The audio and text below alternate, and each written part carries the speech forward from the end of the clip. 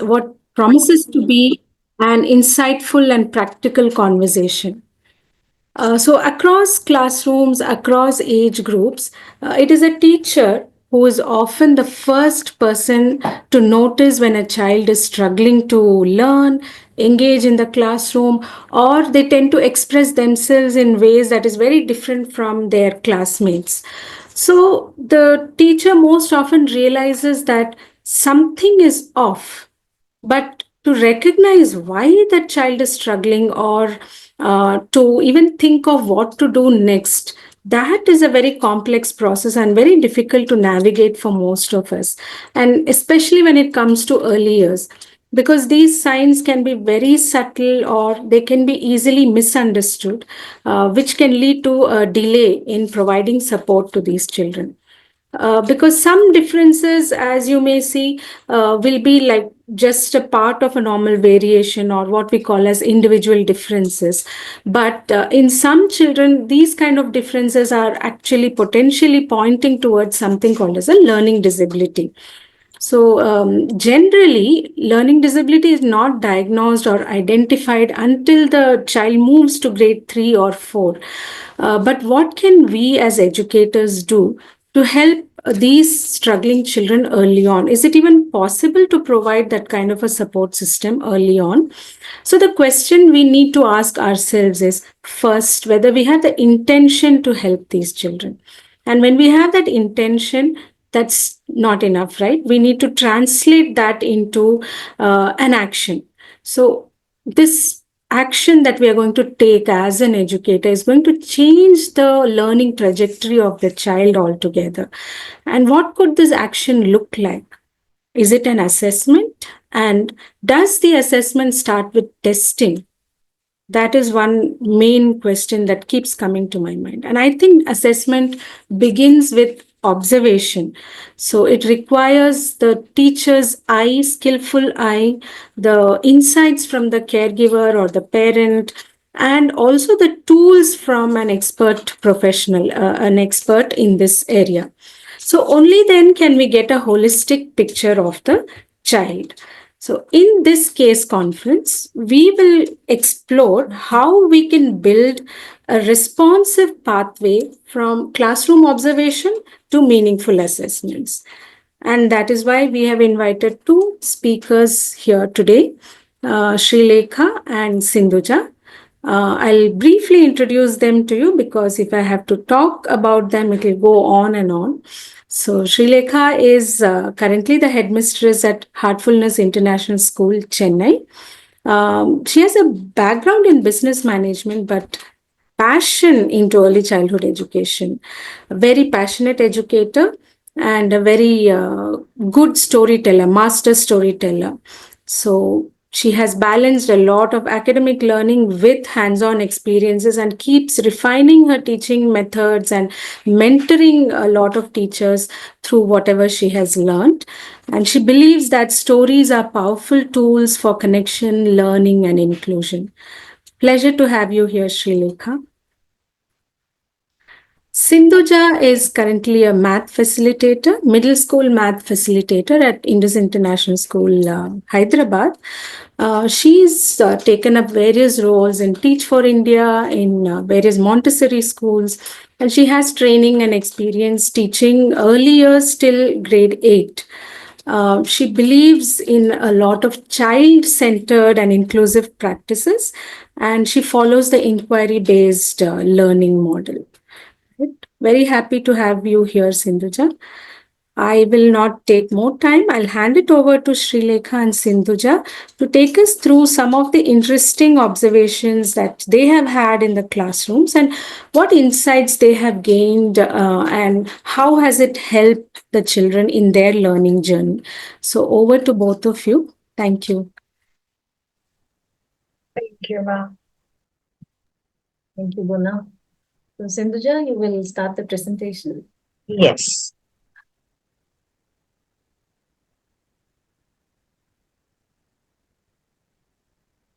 So, thank you. We are overwhelmed with the number of, registrations and then the participation here. So, first of all, thanks to APU that we are here today. And I've had the privilege of studying at APU for the past 2 years. I've started off with early childhood program, then moved on to even continue with learning disabilities. And I've had so much takeaways from the classes and from the experience of the faculty. And also at any point in time, they are ready to share resources even now, although we are not part of the course anymore. As alumni, we keep receiving lots and lots of information. So it feels so relevant, to be in APU as a student because we continue learning. So it's a journey, and I'm really humbled for that and lots of gratitude for that. So today we are here to discuss few case studies, and so we will try our best. So you please bear with us if you think some of our points don't really align with what you think, and we will just share what is in our classrooms. So here we go. So Sindhuja, a little slower. Previous slide, please. So this is the first slide which says I matter. So what comes to your mind when I say I matter? So it is from the child's perspective. I'm saying I matter as a child. So what comes to your mind? Can you just put it in the chat box? Maybe the one word that comes to your mind when you look at this slide.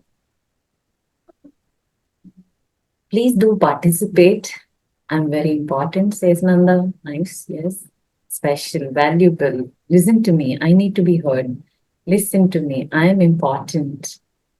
I'm everything, my feelings. I am me, myself, unique. I can do. Yes, this is me. Oh, this is really fast. I'm not able to read. Okay, mine. Look at me. I'm important. I can speak. I'm myself. I am important and special. Okay. Accept me. Yeah, nice speak. Beautiful. ஒரு சமோசா ஒரு Muted. Thank you.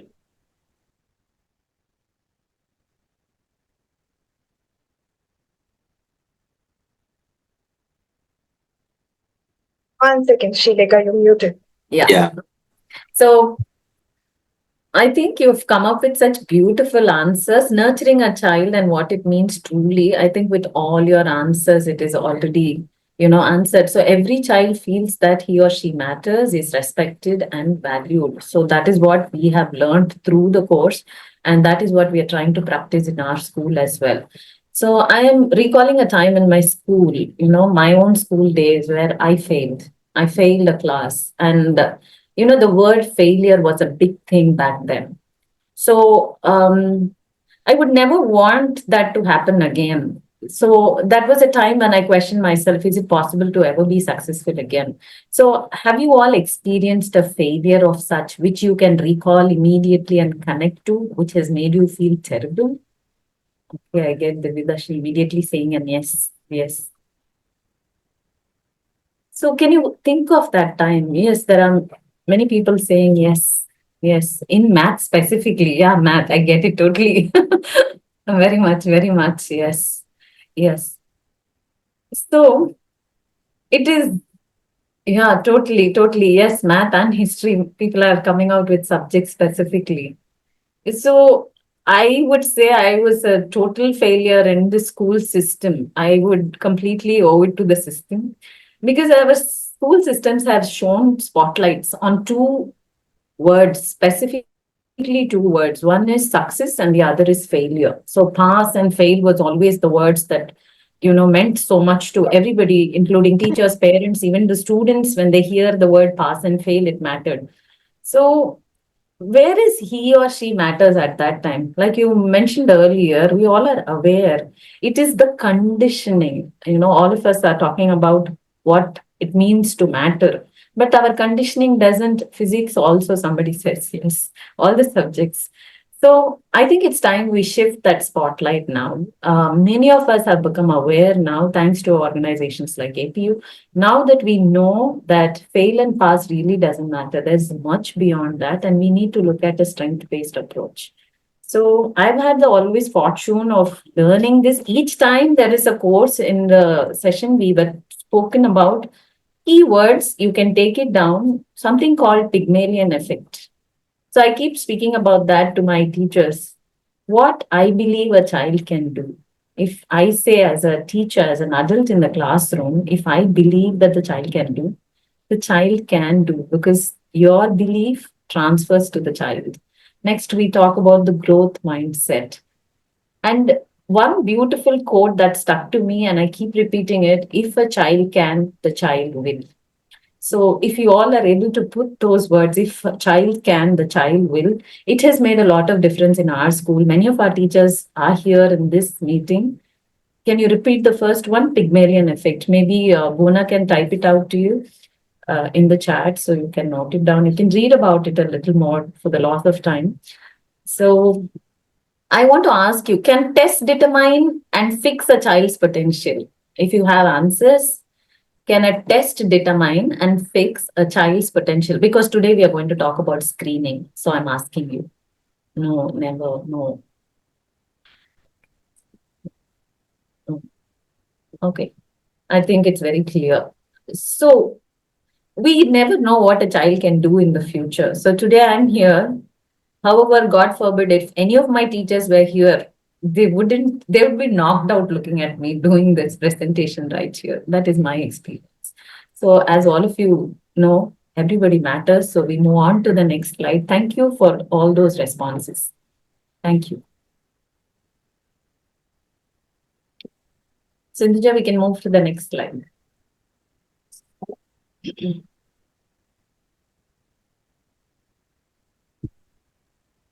So I am here from the earlier space. So what does it look like to be in the earlier space is something I would like to unpack with two of the case studies I have brought in this from my space.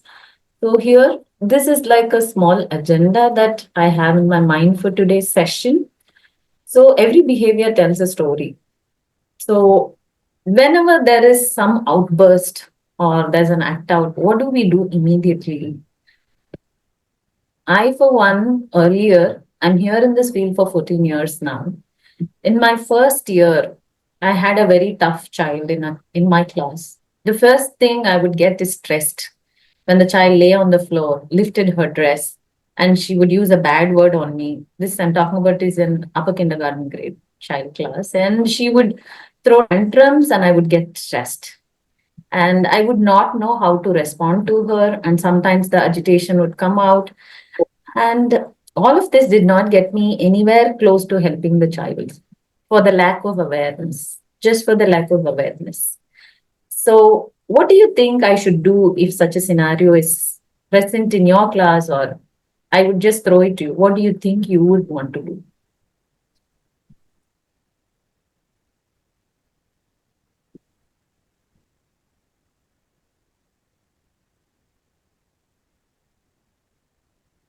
Breathe. Nalisa says breathe. Yeah, lovely. Pause. Calm the child and try to understand. Okay. Okay. Okay. Thank you for those answers. So I think ask for help, try to understand her problems. Yes, precisely what all of you are saying. It's just that the child is trying, she was trying to tell me something. Behaviors, outbursts are all, they're asking for help. Same way, we do not know what to do in a certain situation. They are in a situation and they are not able to tell us what the situation is, but they show it through their behavior. So they are telling us something.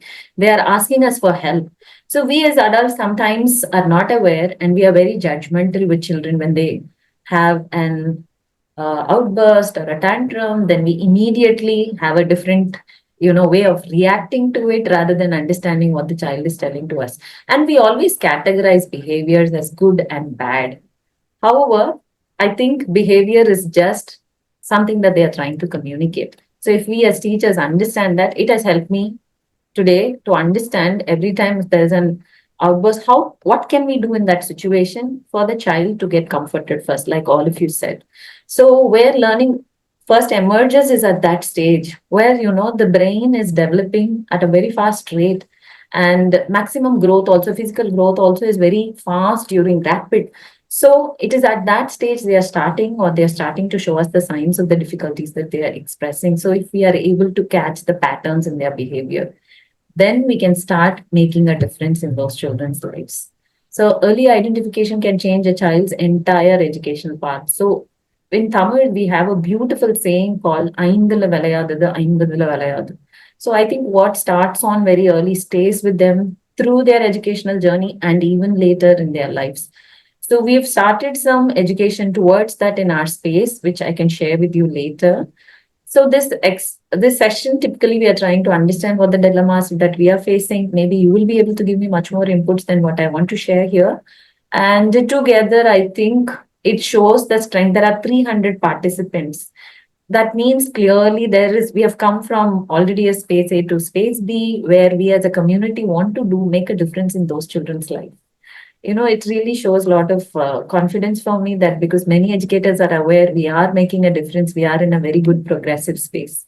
So thank you for the patient listening. I'll move on to the next slide. And so, okay. So you can read this, and if you have anything specific, we will talk about this. Please read through this.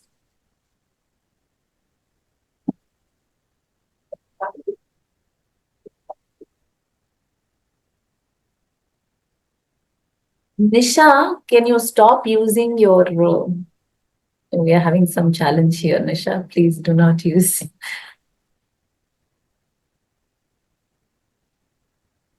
that Nisha still here.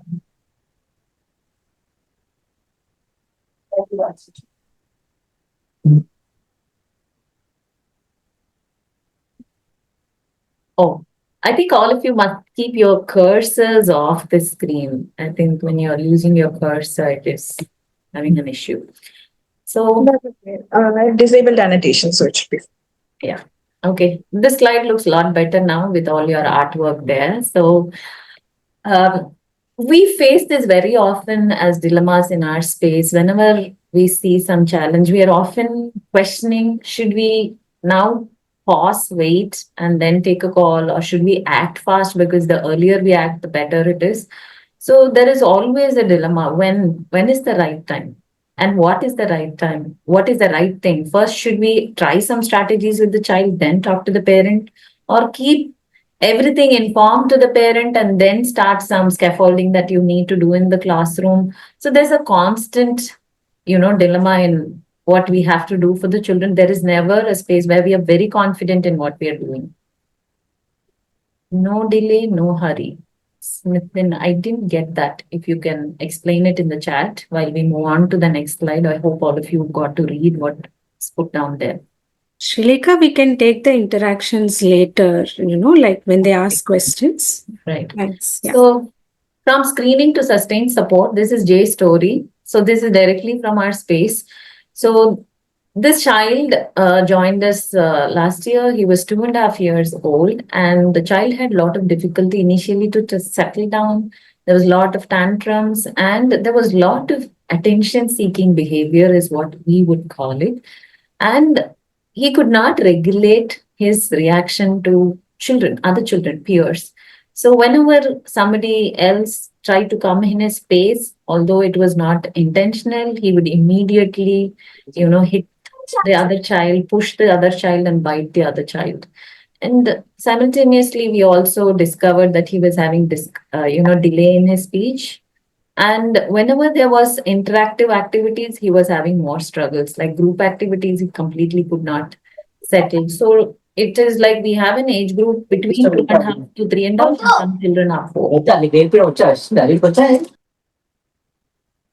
Nikila? Okay, she's Excuse me, Srilekha and Sindhu, I think they're requesting to be little louder, so they're not able to. Okay. A So, lot of comments for. Yeah. right. So this child, so we had to understand what it was. We had a pattern that we were noticing. We waited for almost, 3 weeks. And post that, we called the parent. And when they came, we had a chat with them, and we understood that the child uses lots of gadgets and his screen time was very high. And also grandparents were living with them. Now, can you hear me? Do you have still audio glitch? Is it okay? You're Gona, audible. can you show me thumbs up if I'm okay? Yeah, it's yeah, okay. yeah. Right. Right. Okay. Okay. So he was not having much boundaries with his grandparents, so they were pampering him a lot, and the parents were having difficulty because whatever they said, it didn't matter in the house because grandparents were allowing him to use their mobile phones if they, restricted him from touching their mobile phones. So things like this were a lot of issues, and the mother and father both went to work. So mother had come to us saying later that, I'm trying to quit my job and soon I will join the child. We will see what best I can do for my child is what she told us. And within a month, like she said, she did quit her job and she came to shadow the child in the classroom. But when she came to shadow the child, what we found is the child was becoming more aggressive. And the child was not listening to the mother. In fact, the mother was also not able to regulate herself in the classroom in spite of other children being there. She was having difficulty herself. It might have been a result of her stress, there could be multiple reasons for it, but we did not see a positive, change or effect on this child, Jay. So we had to pull out that, understanding that it is not going to happen, shadow is not going to be the mother.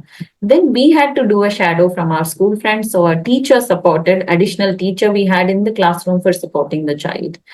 And that kind of helped, the teacher would step in whenever like he's going to, hit another child or sometimes he was okay when the adult was sitting right next to him. He wanted to lean on the adult. He wanted to, cuddle the adult, sit on her lap, things like that we started noticing. So here, then we spoke to the parent again, asking for by shadow. Okay. By shadow is somebody supporting that particular child in the classroom. So they are with the child all the time in the classroom.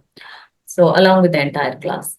So we started regular parent teacher meeting. We came to understand that the parents were not spending enough time with the child. Maybe the child was having a lot of insecurity and safety issues. The child was trying to establish relationships. That's what we understood from our observations. So we started something called primitive reflex exercise. You can go into the net, you can read about it, and we have people who trained us in this, and referrals we made to the parents suggesting for speech and OT. Initially, they were in denial, but later they got, assessed and they started OT. The therapies were on. So Guna, I'm not able to follow chat if you are seeing some. Okay, okay. Yeah, I'll keep a tab on chat. You please Right. continue. Don't look at it. Ongoing challenges and progress. So therapies now are ongoing. We do not see a drastic improvement yet, but nevertheless, we are seeing a good progress. From where he was point A, we can definitely see that he has made progress and he is in point B. He is able to sit for some of the activities when the shadow teacher is with him. But all he's seeking for is more attention, which we are now able to give because of the shadow support. And also, the class teacher ensures that she includes some of the activities in the class where this child's interest specifically is getting addressed. He likes to paint a lot, so we try and keep more painting activities in the everyday schedule. And we also, make him understand the routine using visual cues. So what is it going to look like? Then he's kind of prepared for it because even transitions were a problem.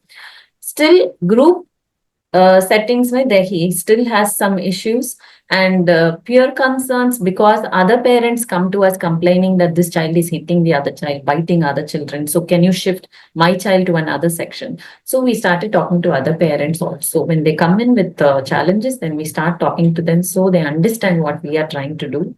Now there's a lot of support from both, other parents in the classroom and this parent too by trying to help him at home. Yeah, that is Jay's story. Thank I'm you. going to pass it on to Sindhu. Yeah. I'm just wondering if there is anything to do with the older children, the higher grades that Sindhuja you have observed and looked for assessing them.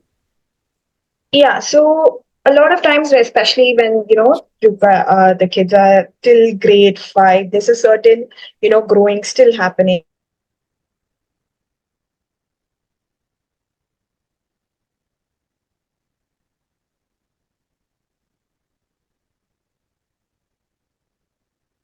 There is differential,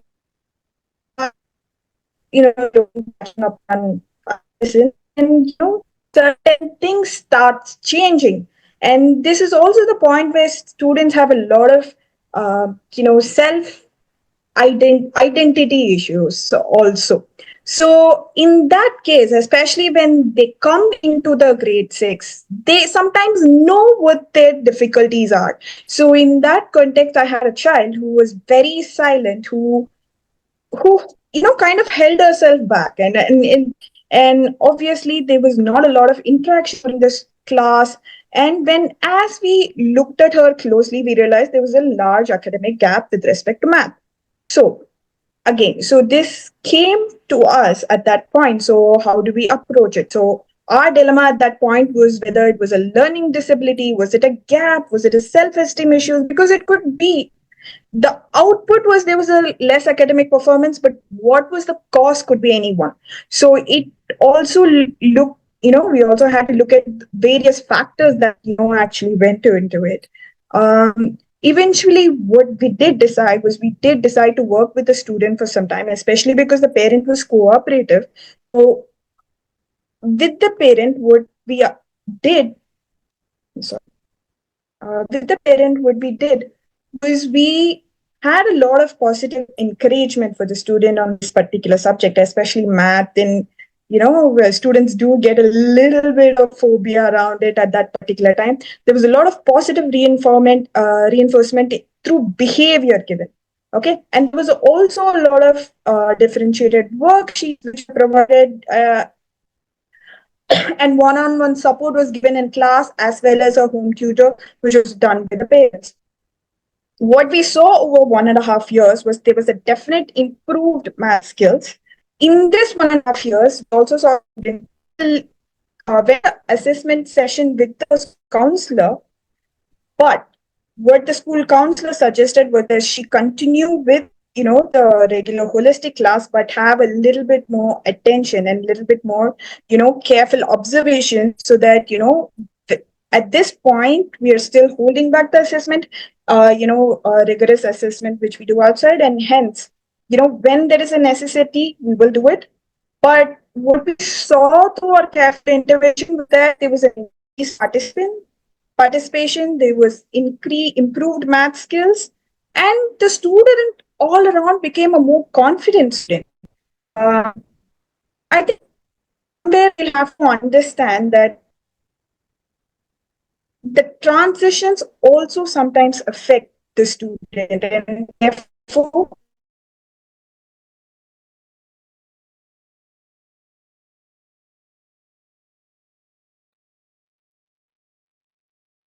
Can't hear you, Sindhuja. Yeah, I think some network. Yeah.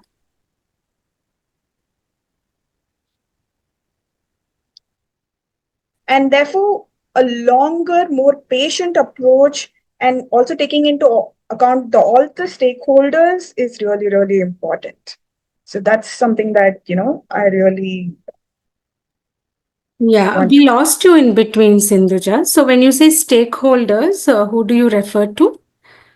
At this point, the stakeholders is definitely the parents, the school management. Yeah. Also, very importantly, when they go into their subjects, the different subject teachers, because Right. this is also the time when the students start they showing interest for different subjects. And that's just because that particular student is not so much interested in my subject, I will not be able to label or say this is the problem with the child. It could be a matter of interest also at this particular age. So those are all the different things we'll have to look at. Yeah, that's a very interesting point, because see, if the child has a difficulty, it would manifest in all the areas, right? So it's very important to also look at all the context, all the subject areas, and like you say, take input from the parents, caregivers, in order to not come to a conclusion, but at least suspect that there could be something in this child, and therefore an assessment is warranted. Right. So, but when you did this kind of an identification of this child who is struggling in a subject that you are teaching, did it make any change to your classroom practice or instructional strategies? Was it that you were focusing on this child, or did you think of some method that would benefit all children? So there's two things involved. One is just academics of how math is taught. Yeah. One is specifically behavioral to that child.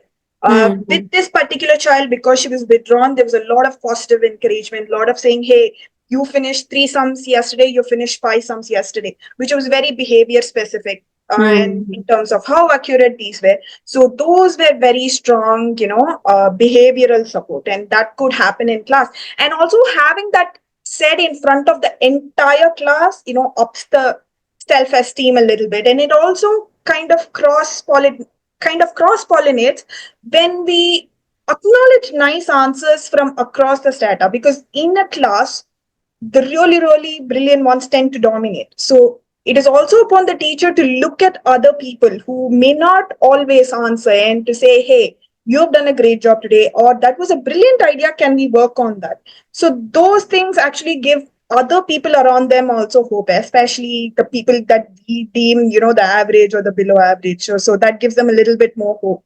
So that is one behavioral intervention that can be done class completely. It's just figuring out, this 1 second, 2 second, who you're going to ask the question, how are you going to respond to an answer, kind of thing. That is again a whole class behavioral a teacher needs to address. The second thing has to be the academically how we are going to address. There are multiple ways of doing it. One is, can be in the pre-planning stage, look at how we are breaking down the concept, because if it is going to be beneficial for this student, it is also going to be beneficial for all the students. So can we look at how we are demoing them? Can we look at how we are thinking through the steps and telling them, breaking down that? Are we leaving the example sum for everybody to follow on the board, so that we use half of the board and half of the board is there on the thing? So these are different things that we can do for whole class. And in fact, when once we have set up the classroom, when we are going around, what kind of support are we giving to this child? Are we buddying them up and saying, oh, you can talk to this person softly, things like that. And also encouragement in terms of giving them targets in terms of, I know you have the entire question paper, but can you target 15, or can you target the first 5, or marking them specific sums, so that it kind of builds a more scaffolded learning for them. So again, within the class there's multiple ways we can touch base with the students, and I think those are slowly that we pick up as we pick up experience, and as we pick up, as we make a honest effort to cover all child in the class, all the children in class, it kinds of, comes up. Yeah. So yeah, I had another question for Sindhuja, but I think there's some network issue. We'll go to Srilekha. Yeah. Muna, you want me to present the next slide or you want? Yeah. Yeah. Yeah. But Sindhuja is sharing. Can I share my? Yeah, you can do that. Yeah, I'll share. Yeah. You're back, Sindhuja? So at this, yes, I'm back. Yeah, okay. No, I just wanted to ask you if you had sent this child for a formal assessment. See, the thing is, we did speak to the school counselor. The school special education counselor did speak to this particular child. Yes. But no seeing the assessment was progress, done. we have held it back a little bit. Yeah. We have not done an assessment yet. We have held it back a little bit, seeing there is a progress, and especially sometimes assessments can be very daunting. So we have seen certain progress, we have seen certain interventions working, and therefore we have, kind of held it back. But that is something that, and the thing is, we're closely monitoring this child, and therefore when there is a need, we'll bring it in. Right. Because so this specifically, could be a potential, like you say, an interest thing, or it could be an issue which needs to be assessed. Yes, it could be a potential interest thing, and it could also, one of the reasons that we will need to assess also is that if there's any kind of I forget the word. Allowances that you will get during the accommodation. Sorry, that was the word I was looking for. Accommodations that that you will get during the Right. Yeah. during the exams. Yeah. Okay, there are a couple of questions on chat. How long do we wait before we recommend testing? Where is LD in this example? I don't think this is a case of LD, which is why this was brought in, because we do not know whether it's a learning disability, and that is why it was brought in here for discussion. Yeah. Yeah. What is the time we look at before we recommend for assessment is the question. Some cases are very obvious, some aren't. So, for example, there was another case in my class where the thinking process was good. This child was able to do math very, do a lot of mental math, but there was a clear writing issue in terms of formation letters, in terms of holding. So there, the symptoms were very obvious, but in a different direction. So so there are also different LDs. There are also different ways in which the student is affected. Some symptoms are very obvious, some are not. So it depends on what you're seeing, how much you're able to see, and then take it forward. So you would say a 3-month period is a good time for observation? 3 month, I think it should good, especially if the 3 months is done in collaboration with the parents and the other teachers. Yes, 3 months is a good time. Okay, thanks. Yeah. We will just move to Srilekha now. We'll take questions later, perhaps. Okay. We saw Jay's story, and similarly, we are seeing D's story. That is the difference in, these two children, the way things were. So here for him, the red flags. So we try and do a strength-based approach, because unless you identify the strengths, you directly cannot, say this child has these challenges. So I'm trying to say that we all children have, strengths. And first, our eye must go to the strengths of these children. So this child in particular, he is just 3 years old. But this child can read, or identify numbers, even thousands. So it was so fascinating for us that he has such a keen eye for mathematics. And other than numerals, he is interested in just few adult relationships. He likes a few adults and he only likes to be with them. So if there is an child from his age group who is approaching him, first is he's very, very defensive. And the next is the child is definitely beaten, pinched, or pushed. So there is an aversion towards children of his own age group. That is what it seems like us. He completely avoids them. And so we need an adult at all time. The child's age is 2 years and 9 months when he joined us. So we noticed that there was a pattern in his behavior. For now, this observation was happening for over 1 month. And so already we had allocated a shadow for this child, because there was, we cannot allow him to hurt other children. So for that sake, we had a shadow, but we were in our observation and we had anecdotal records of when he reacts. And especially he loves vehicles, he likes the tires moving. He's fascinated towards vehicles also. So definitely when there's a vehicle in that age group, when a child is using a car and there was an incident with an ambulance, somebody got it and he took it and he would never let go of it. And if there was somebody who's trying to come to take it from him, immediately there would be, hitting and pinching. And there was also physical outbursts. Sometimes he would cry and he would want to go out of the classroom. So we would facilitate some outdoor activities for him. So he has a walk.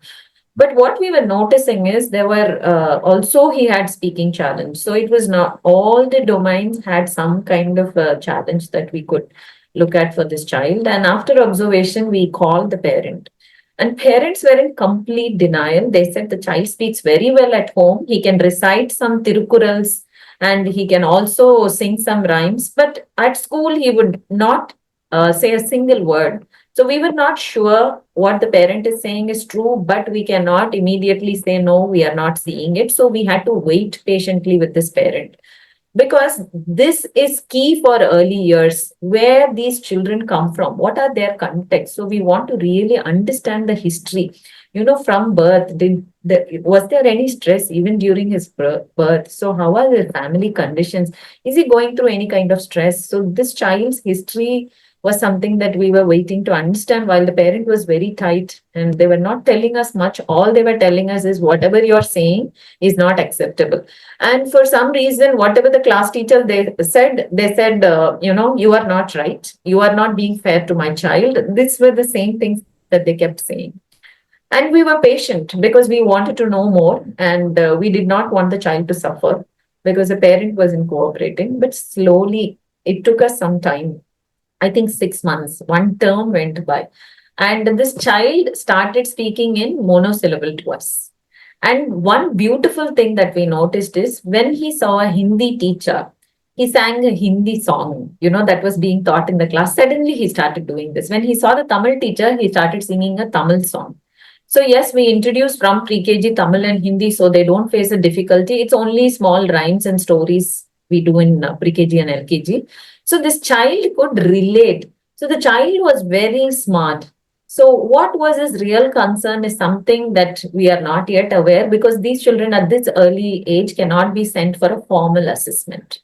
But parents had actually come down, and they wanted to take a TC at the end of the first term. They told us that we don't want to be in the school because you're blaming us, you're not treating my child well, and things like that. So language was not a problem because we were trying multilingual. So we are very conscious of that, because children at this age, they are very comfortable in the home language. So our class transactions also, if you see, we are very mindful to keep all the home languages in our mind when we are taking a session. So Tamil is very much used because majorly children speak Tamil. If a child comes in from the other state, we actually learn a few words and sentence from the parents. So basic at least is asked whether, do you want to use the restroom, do you want water, do you want to eat food. These are some of the phrases that we like to learn because we want the child to feel comfortable. In the first term, at least, we are completely using different languages. So what there was a shift in the way the child was responding to adults, and he started recognizing more adults in the environment. Initially, it was very few adults. Now he started, recognizing all the adults, but certain adults he was most comfortable with, and he would spend long time with them. And he would want to interact with them only for, particularly he would come into my room. There were 2 blocks, number blocks. He would make those numbers and he would say 23. And I would say, yes, you have named it right. That is 23. And I just told him twice or thrice maybe that 23, it has 2 tens and 3 ones, like that with different numbers.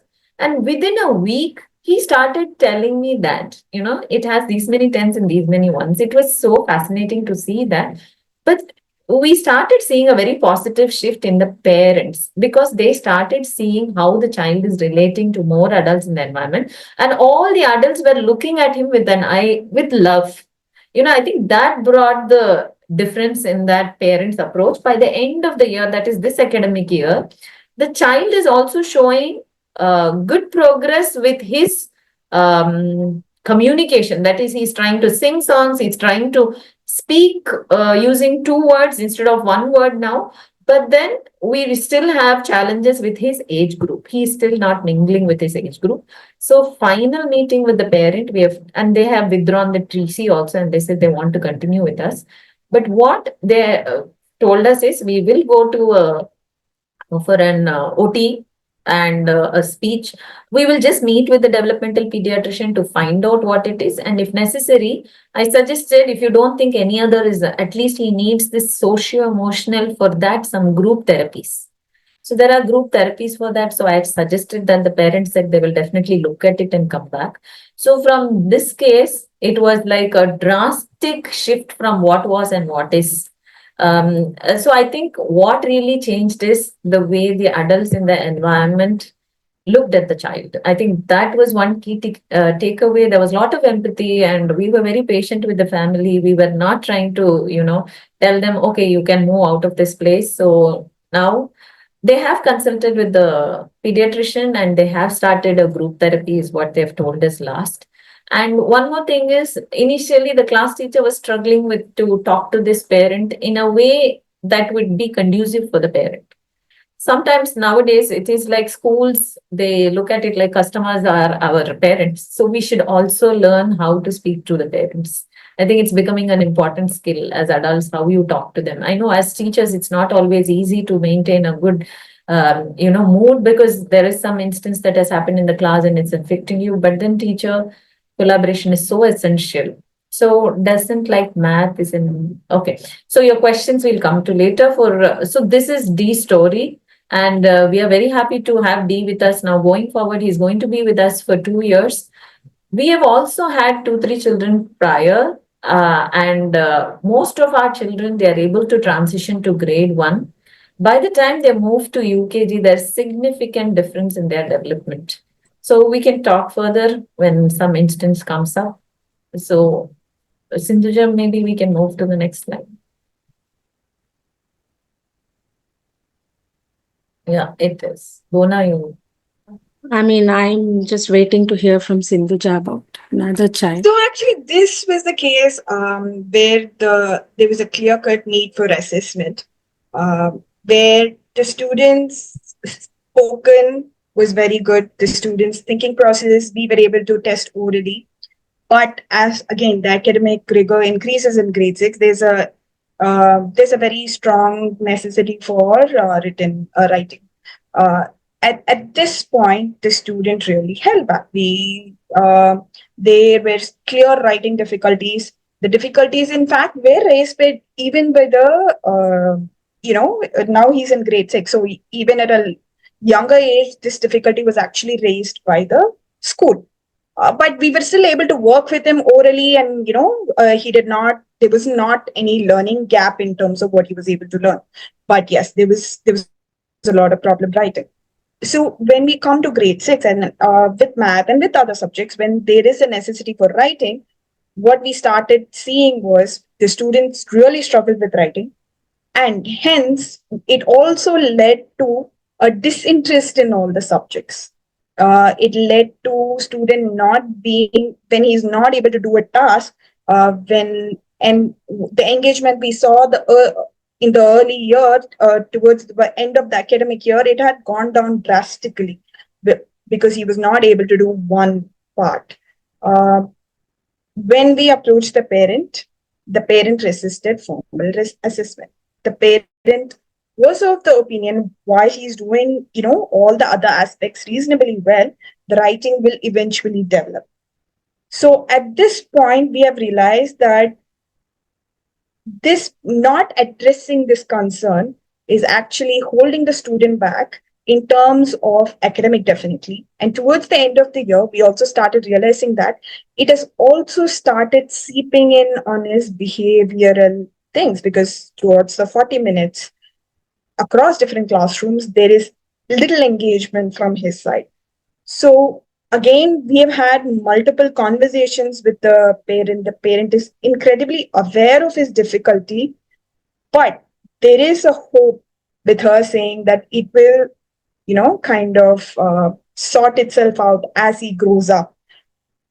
And she has arranged a home tutor for him, but there are still a lot of gap that the school is actually struggling with. We are still in communication with the parent.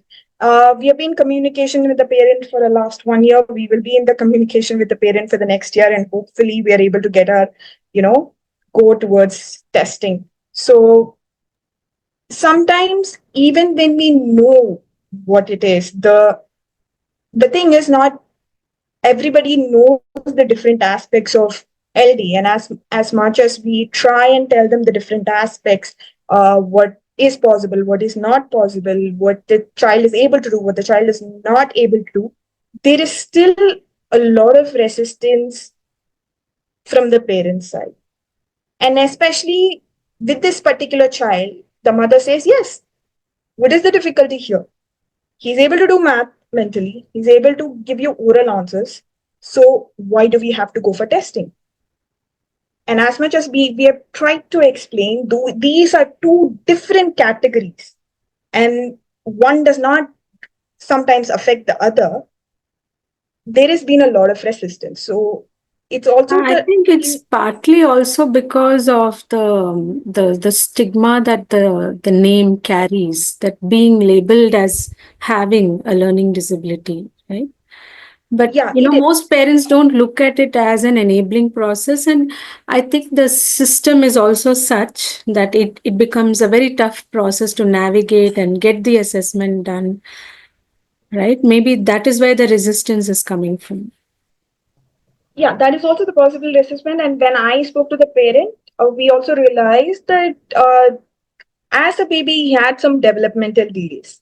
So this is also an aspect which is, that is playing on the mother's mind when she is taking the decisions that she's taking.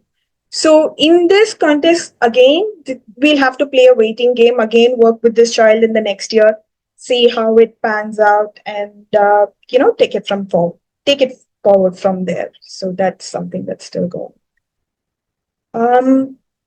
Bona, would you? I know Yeah. the time now is almost 6. I think we can? I think we can take the Q&A, and maybe Yeah. if there is a case, then I'll bring that case study. Yeah, sure. I think we can open the session for questions. You can raise your hand and then ask your questions, or also put your questions on chat box. Thank you, Srilekha and Sindhuja, for bringing in different perspectives. Although these are not children who have been diagnosed as having learning disabilities, I think the whole point was to navigate these dilemmas that we have as educators, and how do we, most of the time we're grappling with a lot of questions. So what would be the constructive way to do it? Do a detailed observation, observe them in various contexts, see if it persists for a long time. Are there any patterns emerging out of this kind of a behavior? And then seek support and formal assessment. Yeah, so that was good insights from these 4 children. We'll wait for questions. Now, Navya has raised their hand. Navya, please go ahead. So there is a child about sixth grade. She listens well. She writes everything. When we teach, also she takes down. She understands. But the problem is with the retention, because it's so overwhelming to see the effort that the child is putting. But once she's after a week or something, there is the retention is very low in that child. So I have assessed that, observed that. This is the retention is the problem. So how can we give solution for this?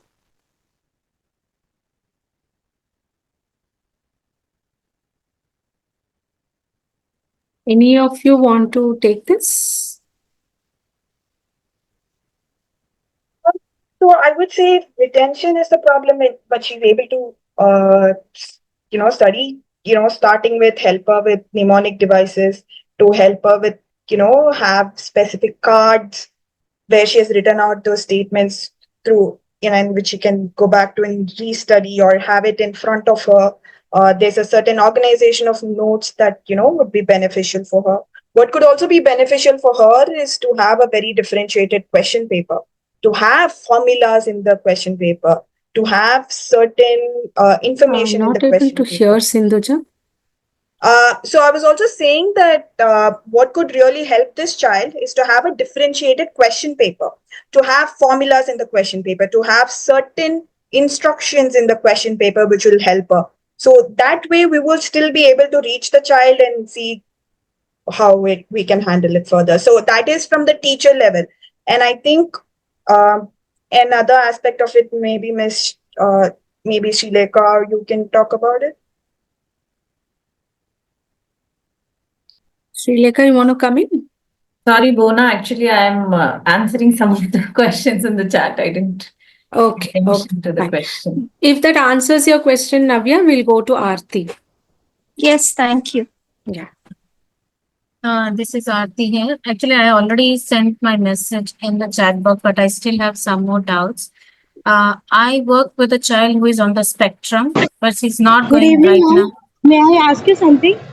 I think Aarti is speaking, Taranu. We'll come back to you. Yeah.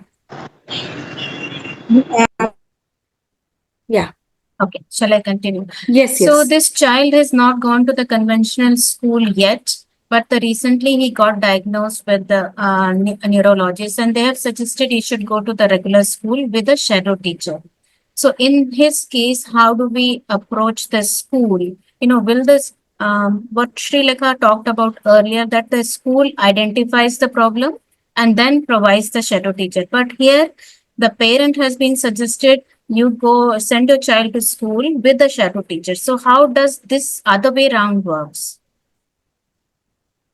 Aarti, how old is the child? Child is completing 5 soon, but he has never been to convention. But he is very, it's like kind of a genius child, the one you described in your case story. He knows numbers, letters, he can say tables till 20. He's in love with animals, he knows lot cognitively. So They're how do the fixated parent on approach certain them? things. Yeah. So this regarding shadowing. So it depends on the school, Aarti, very much. So right now somebody had put in the chat, all of this is okay for schools with lot of resources. What about schools without resources? So this is something where some of the schools like ours, we do have support teachers who come into our classes to help us in our daily transactions during the activities. So such teachers are trained with whatever is necessary to, take care of these children and support them in the learning during the transactional hours. Other than that, sometimes they also need they need to be taken out of the class for some physical activity, which they go out, like they do reflective exercises and all of that. So, we do have a Indigo stream where we have children with special needs. That is another department in our school. So there they also train shadow teachers. So our school, we also have a division where they're training teachers to be shadow teachers. So they help children in the classroom. So they have some techniques that they teach these teachers on how to help, and they're part of the classroom. So the training is also ongoing, not the one-time training. It is an ongoing process. So if the parent asks, my another question is, like, if the parent asks, is there a cost involved in it? Definitely a cost will be involved because a resource is coming from outside. So you need to pay the resource. So if it is the school, why would the school pay for it? Because it is parent requesting for the shadow. We actually ask parents to be our shadows. But if they go for work and they cannot be, present to shadow the child, then we ask for resource from the parent.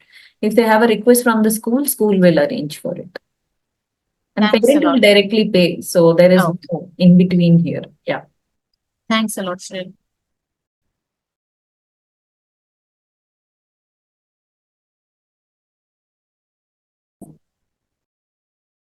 There is a question on how should one engage parents on these issues. I opine we need a lot of counseling for parents more than for students at school and also individually. But it's also to do with the attitude and the reception level that the parent would have, right? Like one cannot force the help that we're actually providing to the parents. So I think the best thing would be to build a relationship of trust with the parent so that they find it as a more enabling process than a process where you're just going to identify the child and label them and treat them differently.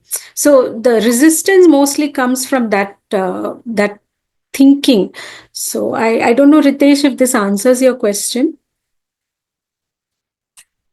Yeah. Divyanshi's hand is raised. Can you please go ahead? Hi, good evening, everyone. Thank you so much, Sri Lekha ma'am and Sindhuja ma'am, for sharing your insights. I am pursuing my PhD on a similar topic from IIT Jodhpur.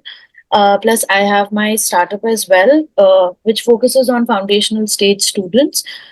So I have few questions related to that. First is the question is not specific to any child. It's a general question that I would like to understand from any of you.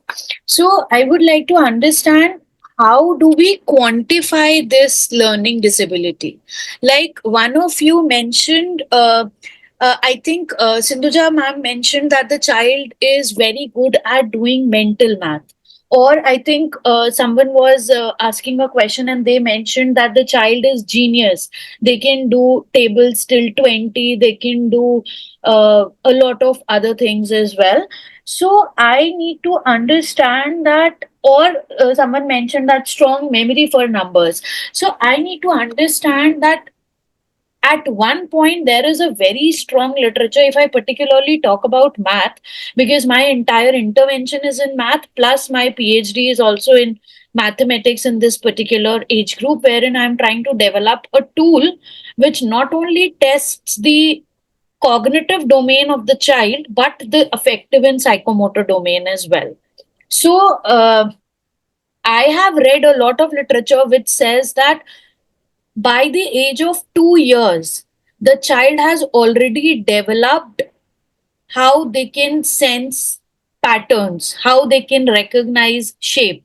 That is already done by the age of 1.5 or 2 years.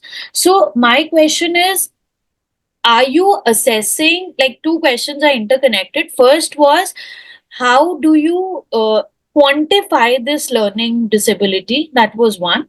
And second was, before reaching out to the parent, apart from observation, is there anything that the school is doing? Like, are you assessing the child on few of the components? Like, let's say, if I tell you in numbers, the child is able to recognize numeral, or in shapes, if the child is able to do something.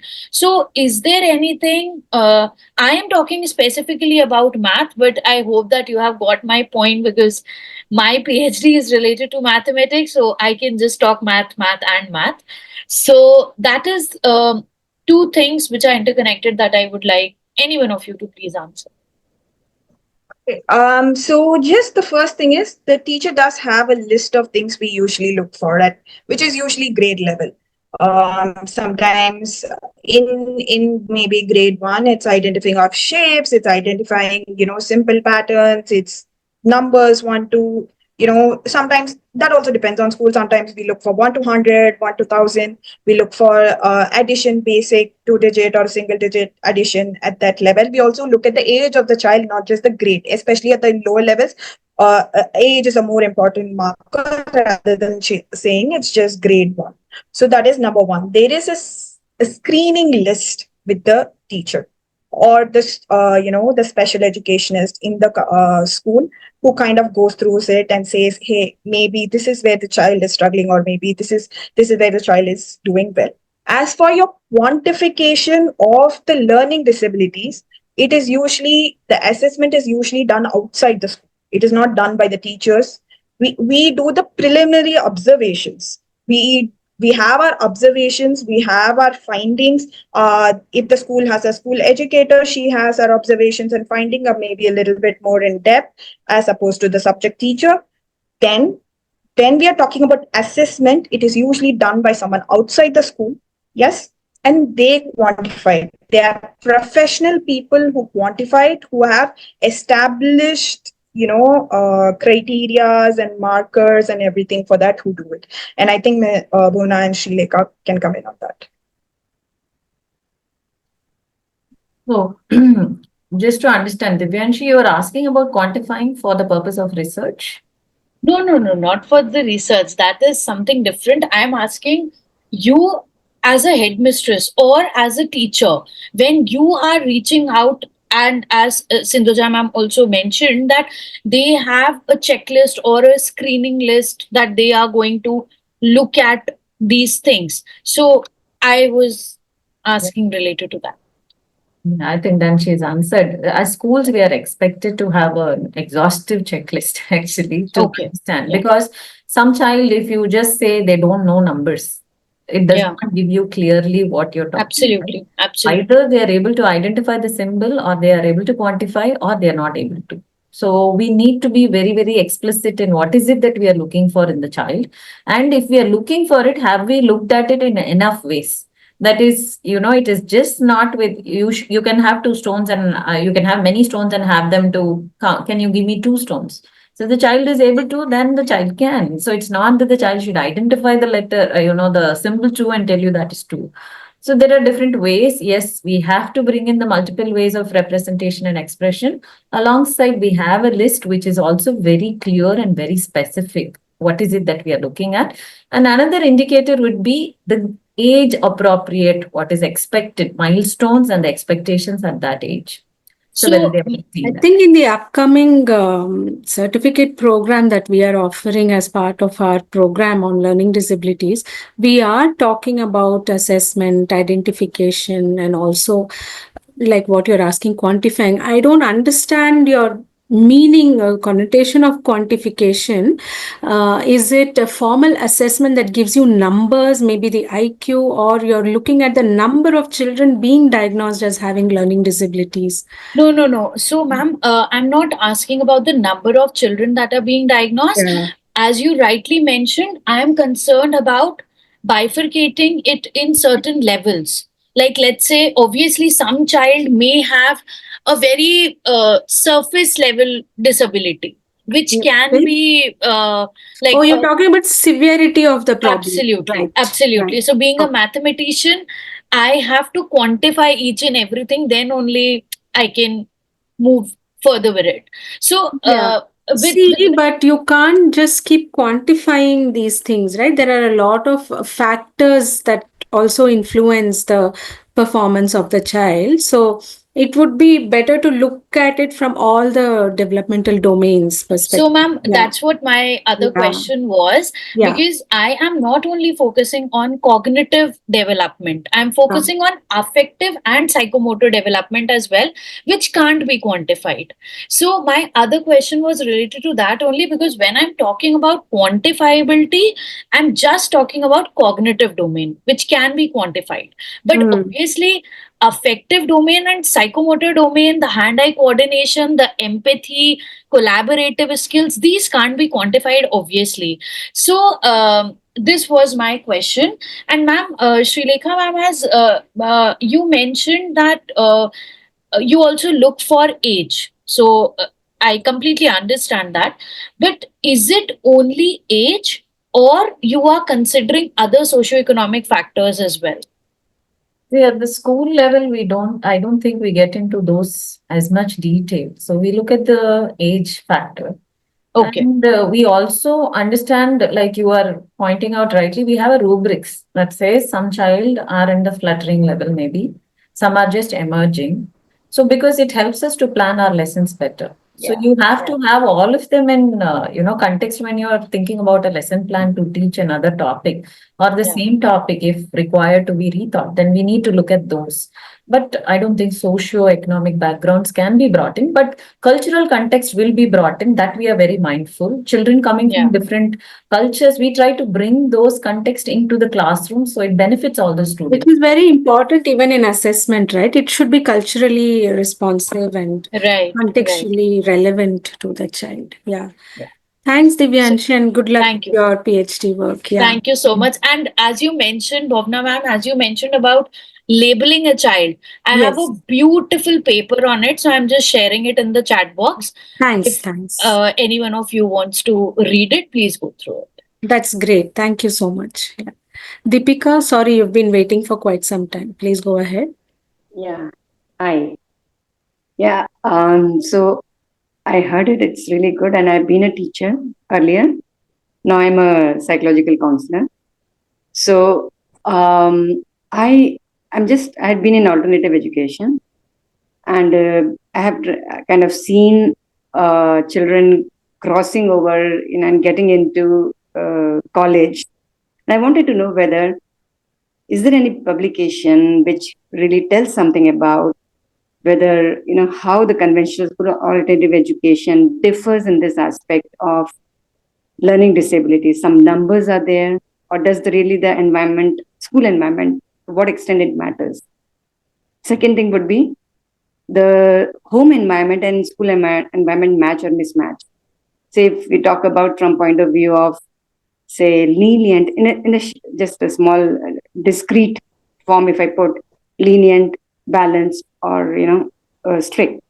So if or too organized or disorganized or whichever way, if the school and the home environment are completely opposite or they are same, or does it really impact, and any particular study has been done on those or any sample have been taken? Just wanted to know about that. Yeah. Thanks. I can take your second question. I leave the first question to the expert, Mona. So the second question, I think it really has an effect on the home environment and how the school environment plays out. So, and also all children are different. Each child is unique. So there's no right way and wrong way, and we don't know what the balance actually is unless there are, very critical situations at home or at school that is playing out, which is interfering with the child's learning or behavior. Then that is something that we need to be worried about. But otherwise, I think most parents, they try and do their best for their children. It is have to be understood like that. Maybe they have their own issues that they are not able to balance, and therefore the way they are, it is the way they are. So there's no right and wrong there. But if we are all becoming aware as adults how to look at a child, then how do you treat a child, then what is a child? If basically we get that understanding, I'm sure we are just getting into this utopian way, and that would be the ideal way. I think it would be lovely to get there. But otherwise, it's a very difficult question to answer, ma'am. Sorry. Mhm. Yeah. Thanks, Srilekha. The first question was about? That any paper or anything is there which compares the different Alternate schools? and the regular school. Yeah, I mean, in the Indian context, yeah, we can source some for you. Will you please get in touch with us? We will. Yeah. So exactly I when don't know where, if there are like, meta-analysis or some very large scale studies, but I'm sure we can get some information for you. Yeah, because most of the schools are conventional in India, if you see, even outside, in fact. Yeah, yeah. To a great extent. And then I Yeah. just like, is there something wrong with the world? Then the students. Yeah. No, conditioning is the only wrong because we are from a conditioned background, right? That essentially is never going to go away. How we are conditioned, it is going to stick to some way. So when that shift will happen, because we have already shown our character to our children, so they have got into a mode. Now they are going to transfer it. So I think it'll, it has And as own. yeah, and as you said, madam, that it really matters that even adults are going through their own issues. So I do remember. I mean, but that is one of the thing I came into counseling, in the sense that finally, whether I was in corporate or teaching or anywhere, it's finally how we relate to each other, understanding more than judgment. So that aspect is really not. I mean, if people are struggling with something that or doing something which is not working for a child, that means they themselves are struggling actually. Adults themselves are struggling. That's the hardcore fact. And so this is going to go a slow, steady pace, looks like. The world will move that way gradually. And, this is how it is. There's a lot of awareness now, ma'am, than before, but it is still not a good awareness. I would say now parents feel there should be no stress. Absolutely. I'm talking about the elite class now. So they look at alternate schools as a means where they feel that child is not stressed out. There's no burden on the child. So you go for such options, even if it means, more than what their pockets can actually pay for. And that is really sad because we need to show the child the real world also. And children need to be prepared for a future that is so uncertain. We have no clue how it's going to be. So there is no balance yet. I think there never will be a balance. We are in this infinite. Yeah. Yeah. And like I said, if the child can, the child will. So similar, no? We are also children in some ways because we are not having that knowledge. Very. Thank you so much. Yeah. Thank you. There's one question on chat. What specific collaborative strategies between teachers, parents, and specialists have you found most effective when supporting a newly diagnosed child with learning disabilities? Okay, I can share an observation report. So what we do is in our school, first thing is we observe. Then we have like first thing that comes to us is support the teacher. Even more than the child, we are looking at how the teacher can be kept happy in the classroom. Because unless that teacher is happy, she's not worried about that one child. She's looking at other other children in the class too. So the maximum support, if we can, we extend to the teacher. Then we get into parallel observation with her. Then we also talk about our observations, mutual observations. Then we consider talking to the parent. Once the parent has a buy-in, then we bring in the special educator. Only with parents' consent, we can bring in the special educator. So when the special educator comes in, then there is certainly a reason whether to worry or there's nothing to worry. Like some said, we outgrow it. Children outgrow it at this age, especially. But we keep giving that scaffold necessary for that, where we are looking the target that the child needs to get in order for the child to transition to the next grade level. So, yeah, sorry. I was just going to add a little bit more to that. So, especially with the newly diagnosed child, it is important for all the teachers to be also on the same page. I think they should have the information on how they're going forward with the child. They should also have the information, and they should also talk to each other in comparing notes of how to how they're implementing what are the suggestions. So, especially when it comes diagnosis, there are certain recommendations given. So how that is interpreted, how that is implemented in classroom, what is the feedback on implementation, and if there are different teachers, and again this is like a more senior middle school and upper primary school, is when there are multiple teachers working with the child, what are the strategies that they've worked for, because even when there are certain recommended, sometimes certain strategies work better than others. So to have that collaborative nature would be good. And it is also important for the child to understand that the entire teacher system is working together for them. So for me as a math teacher, to use the same language as the English teacher had taught, for me to use those same words. For me, if a child responds to certain appreciation or certain behavioral things, for me, I have to use the same thing as all the other teachers are doing. So that level of collaboration will be really, really beneficial for the child to grow. And what we should also do at the teacher level is to share the success stories. What I've also found very useful is to say, hey, I know you are struggling in math today, but you did English really, really well. Congratulations.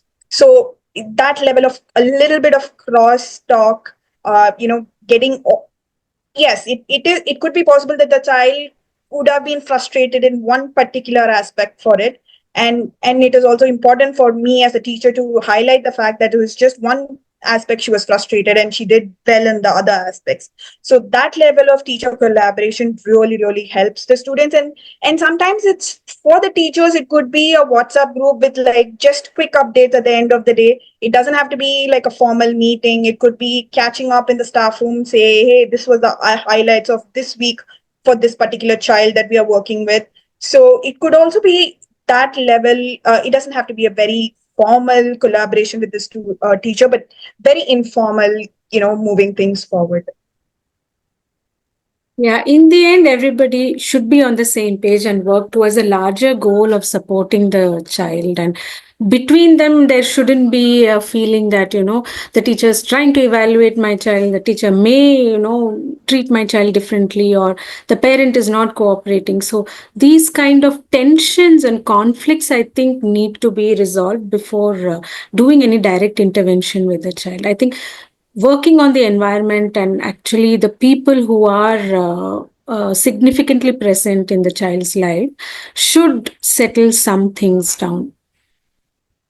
Yeah, additionally, I think parents' buy-in is so important for us. Without them, we cannot do things. So we set goals with them so that are workable, and we try to keep it on the same level at home and at school. So we set very small, achievable, which can be achieved. So that it actually is motivating to the parent, because we come back to see how progressive it has been for the child, and also the efforts of the parent getting acknowledged. And similarly, the teacher also feels that she is, it's a motivation for the teacher, that because she's seeing a positive shift in the child and she wants to do more. So we set up kind of goals with them. So maybe if there's time in the end, I can show you what we do as a report for them. Yeah.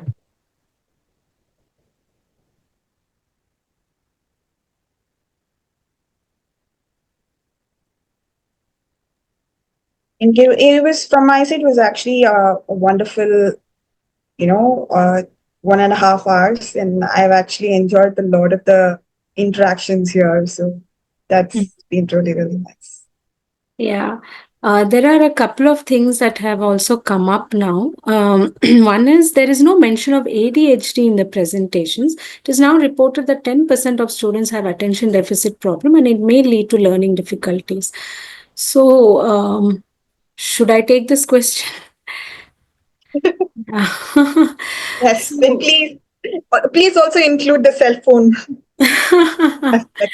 Yeah. So, see, there are multiple aspects to this one question that you have raised. One is we really do not know if it's this 10% of students who have attention deficit problems is actually ADHD, because attention as a society, I think our attention is falling down, because of the influence of media, social media, a lot of things.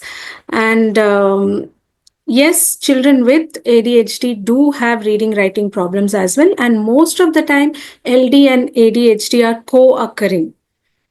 So these are all facts, but one cannot say that for sure that ADHD will lead to learning difficulty. So they co-occur, or it is there leading to some reading, writing, executive problem difficulties in these children.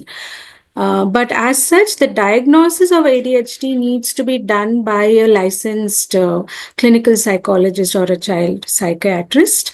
Only then can we know that whether it's really a condition that we need to intervene with.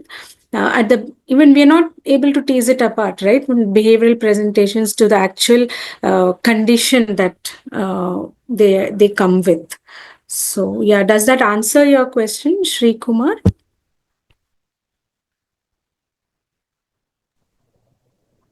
Actually, in this context, I would also like to share one small incident that happened to me. When I walked into class, one of my classes, one of my students told me, "I have ADHD now. I have ADHD. So when you're teaching me, I will not pay attention, but I'll do my work. Don't worry." So, and eventually he told me this a couple of times, and then I started wondering whether this, because there was no other information on that except for the child self-identifying himself and telling that to me. Then we had one of the conversations with his mom, and his mom was categorically no, he doesn't have any of those diagnoses. It's and sometimes these terms at this point have also been, very liberally used with the children. Sometimes I find that a little, especially in the middle school students start self-identifying. They say, "Oh, ma'am, he displays autism, like kind of behavior." Those are some things that we will have to watch out for. I mean, this is slightly different from the question, but I just thought I would add. Yeah, Bhargavi says self-diagnosis and peer labeling of neurodivergence is considered cool. Yes, anything to do with mental health or ADHD is actually perceived to be like that. They get a lot of comments and likes and reposts, so they like doing that. I mean, it's just one perspective. I may be wrong. Yeah, and there are parents who come in and they come for the first interaction with us and they say, my child is hyperactive. Yeah, they use the word also very loosely without understanding that. Awareness also. They're not aware, that's all. Very true. Yeah. Vijay Kumar asks if LD is genetic. Yes, it runs in families. Learning disabilities, you will see that it is genetic. Hi, I have a question. Yes, Kirti. Yeah, is dyslexia under ADHD or it is something different? So, specific learning disabilities could be dyslexia, dysgraphia, dyscalculia, etc. ADHD is something different. So, like ma'am said, I think Sri Lekha ma'am said that children outgrow. So, is it that I have seen one child and then there was work done for the reading and all, and it is little better, but still the child doesn't show so much motivation to read, but the child has improved. So, does dyslexia improves with age? Depends on what we are calling as improvement, because see, dyslexia stays for life, but it's the way they are able to cope with it and learn and move on. So I don't know exactly what you're saying. So if the child has shown a drastic improvement within that particular period, probably there were other factors, right? Like in one of the examples, they said it was a language issue and the child picked up later. Yeah. Any of you So the want to child is add on, like Srilekha or Sindhuja? generally the child is not very aware of the surroundings, like what is happening. If you give an instruction, looks little lost, but is good in maths, is good in science, and the improvement is not drastic. It is understandably incremental with the support given at home. Yeah, Maths, good in science. So the child has reading difficulty, or what is it? yeah, the child has reading and writing difficulty. Reading and writing. Okay. See, like Mona said, it never goes away, it's going to stay. But with a lot of interventions, there's a possibility that they might not, show those conditions as much. They might improve and they might manage. They start managing. After an age, they know how to manage the issue. I feel that with an experience. Yeah. The child is 9 and soon going to be 10, actually. Yeah, so you say.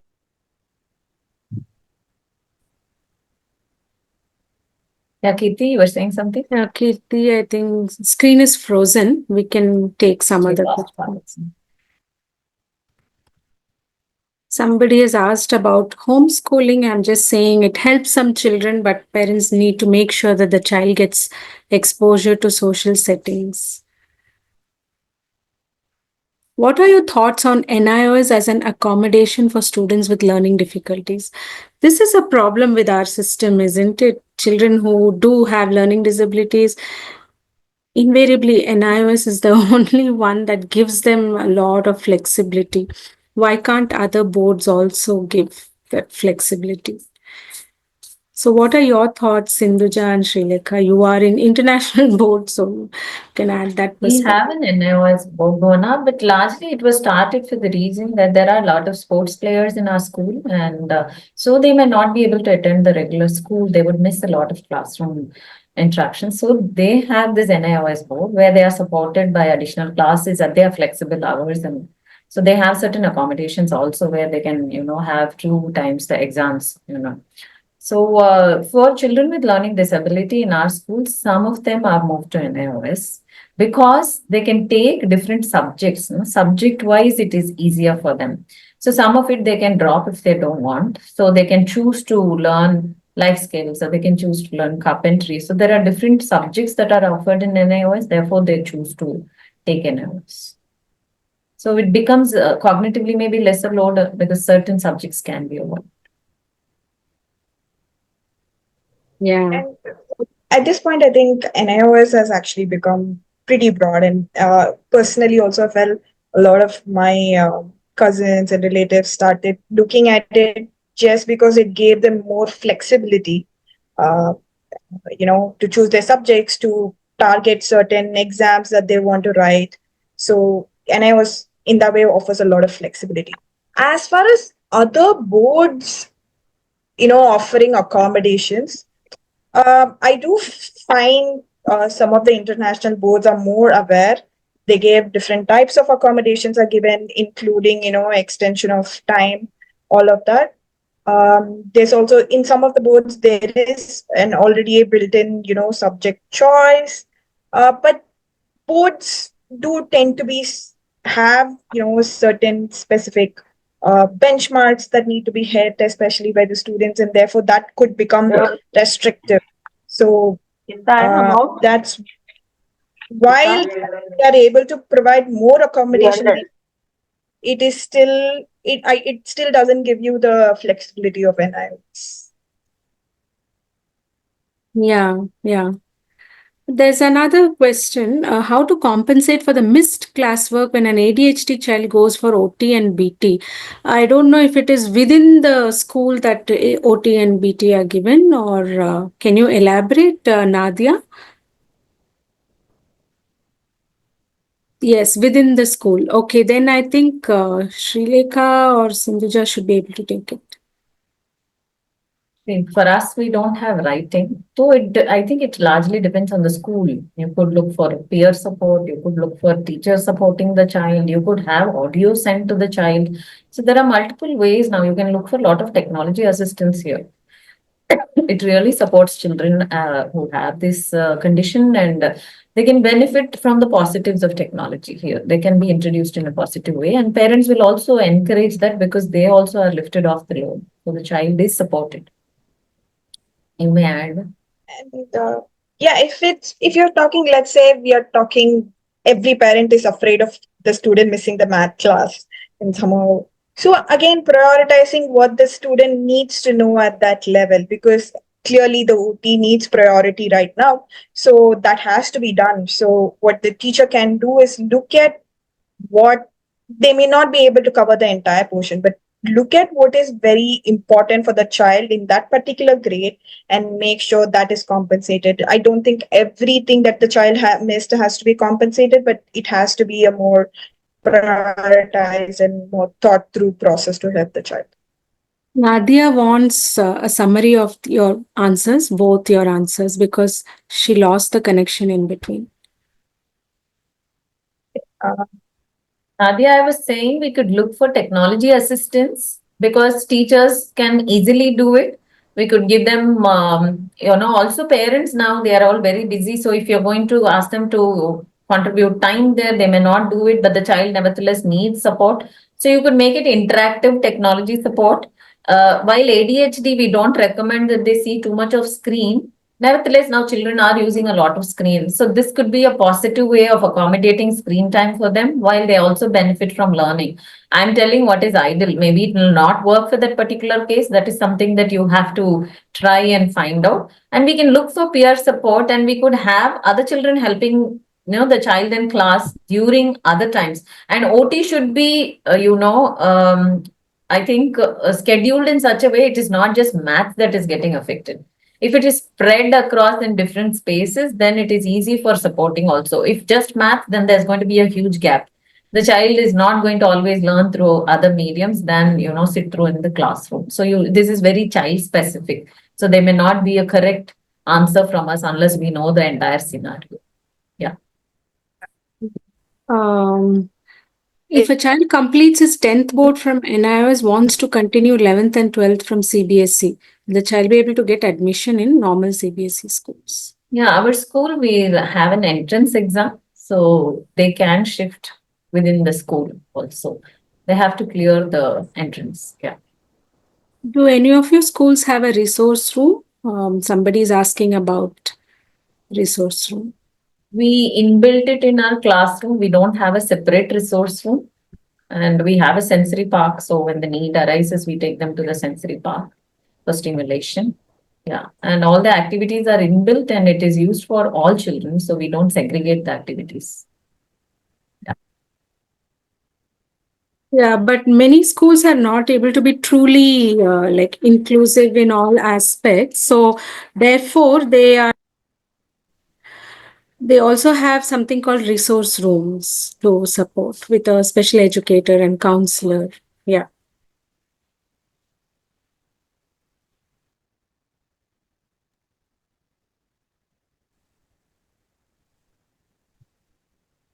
What are some misconceptions about learning disability? There are lots.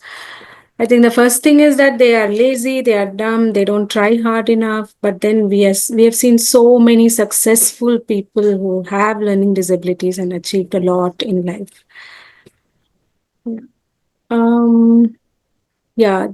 There was one I just wanted to, is the one who's not acclimatized to the situation is an LD. I've answered that on chat. There are a lot of factors that we consider before we actually term the child as having a learning disabilities. We actually delve into these issues in much details in our courses. So if you're interested, maybe you can take a look. Tarannum had a question earlier on how do we create interest in a child in grade 11 and 12? Interest in studies. So if there is any quick pointer. And I in older think, grades, in older age, what do you do? this is also very child specific given what is the background. So we really cannot say this is the right way, but you nevertheless give the chance for the child to understand what is the importance of studying there, and also asking what are the challenges. If the child may have any, what are the challenges, what are the barriers now that he is having, that he's not able to do something, and what does he foresee in the future for himself. Maybe throwing some light on that, or asking him to view what his future might look like in case of A and in case of B, that might, give him some kind of direction. Because at this age, you really cannot force do anything on that child. It is something that has to come from within. So you need to leave it a little open at this stage. Whatever need to be done had to be done earlier. Yeah. Although trying to make connection with what the child is interested in, or what the child wants to be at that age, into what subjects could potentially help him get there, to make that connection obvious, is sometimes a little helpful. Mona, there's one question. What role does parental involvement play in identifying learning challenges early? Yeah. There are a lot of milestone checklist suggestions that are there out there online. So one that Bona had already put up on the chat, which is by the Indian Precious. Precious. Yeah. And there are also like ages and stages. There are multiple. You just need to go type in milestones and what is it that I should check for in my child, and there are plenty. So as a parent, it is very, very important. Yeah, and parents can To also understand what your look child at is the patterns of behavior. They'll be able to observe closely and see if this kind of a behavior is consistent across all the places wherever they go. I mean, there is a lot that parents can actually bring to the teachers as insights.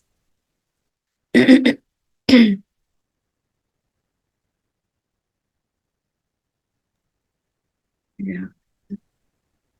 I think, Shanta, I think we are yeah. 8 minutes beyond 6:30, so Yeah, we but should I'm be glad to see till we have 200 plus participants there. So it shows how insightful the session was. And I would like to thank Sindhuja Lekha, who's also doing the diploma program, and goes Bhuwana to you. So this is kind of vast subject. I look at the questions and see it's like exploratory. How much ever you want to, you're still discovering a lot of things. That's what I should say. And yeah, this particular session, I had mentioned, is hosted by School of Education of Azim Premji University, and the school also offers the diploma programs, which we have added the link. Please do visit, and if it is of interest, like it's a online hybrid mode program, designed particularly for the working professionals, so that they need not live the job and get to know more. When they're working, they can enroll themselves. It's only like 4 hours in a week which they have to dedicate. So all the details are available. And I think the recordings, we're going to send this in a couple of days. You will receive the recording of the sessions. You can have a look at it again. And many would have missed because the Zoom capacity was 300 and we created YouTube Live also. Some of them were watching. We will send across the recording. Yeah. And thank you, all three of you again, and to all the participants who were able to join. Thanks a lot. And like Shanta ma'am said, there is so much to talk about. It is not an easy subject. I think even after completing the postgraduate diploma, there are many questions that we grapple with. And but our APU faculty, they are always available. Like I told you, we have a chat where we go back to them asking about a particular child. What do you think we can do? And they're always there to, guide us. And we've learned a lot through the course, and we are also learning, because now that we are able to connect what the theory is to what we are actually seeing in the classroom, and that's making a lot of difference. So thank you for this wonderful opportunity, and thank you for patiently listening to all that we had to say. We had a lot of learning from all of you today. So thank you. Have a great evening. Thank you. Thank you, Sindhuja. Thank you, Thank you, Srilekha. Bhuwana ma'am. That was a wonderful introduction. Thanks. Thank you, ma'am.